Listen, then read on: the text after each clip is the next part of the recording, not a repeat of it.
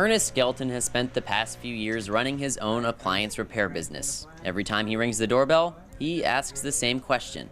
People judge me before I even come in the door, so that's the reason why I asked, is it okay for me to come in? That question caught Caroline Brock off guard. And she said, why wouldn't I let you in?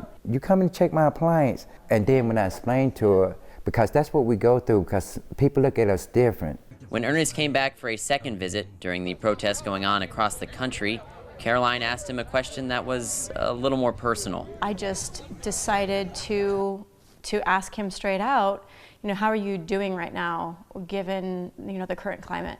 At first, Ernest assumed she meant the coronavirus, but Caroline wanted to know what the day-to-day life of a black man is like. Ernest opened up and told her some stories about how racism has affected him professionally. One customer had 3 technicians out, and all 3 was white.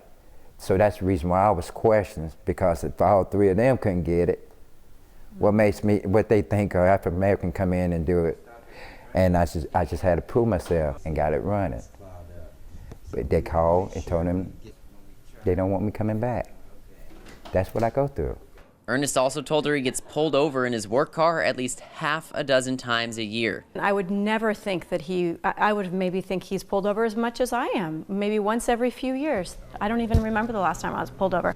It's gotten to the point that Ernest has stopped taking appointments after 5 o'clock. Sometimes I have customers that need me after 5 o'clock, and I have to reschedule for another date because of what I experienced and what I'm afraid that I'm gonna end up getting pulled over, and this time won't make it home. Now he's having to pull back on his hours because of it. That was so overwhelmingly enlightening and just really surprising. She asked Ernest if she could post their interaction on Facebook, and he thought it would be a great idea.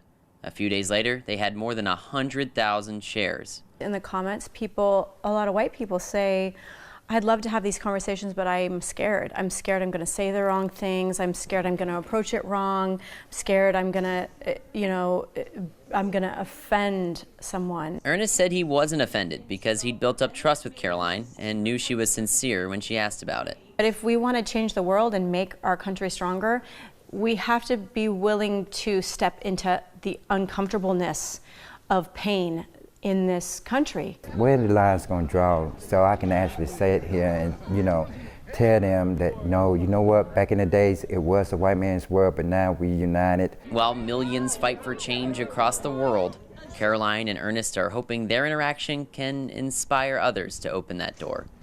For now, Ernest will keep asking his customers if he can come in, but at least he knows at Caroline's home, come on in. He's always welcome. In Myrtle Beach, Zach Wilcox, WMBF News.